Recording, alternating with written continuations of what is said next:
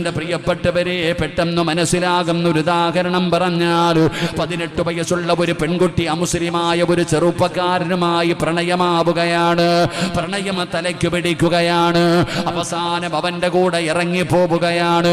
ആ ഒളിച്ചോടി പോകുന്ന പെണ്ണിനെ അവിടെ നിന്ന് പിടിച്ച് വീട്ടിലേക്ക് കൊണ്ടുവരികയാണ്. വീട്ടിലേക്ക് കൊണ്ടുവന്നു.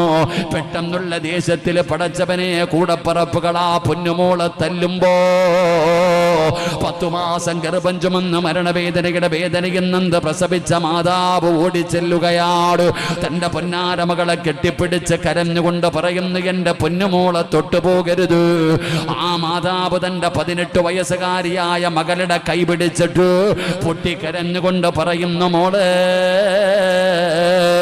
അവനെ മറക്കണം മോളെ, അവനുമായി നമുക്കൊരു ബന്ധവും വേണ്ട. പറയുന്നത് മാതാവാണ്. സ്വന്തം മകളുടെ കൈ പിടിച്ചിട്ട് ഉമ്മ പൊട്ടി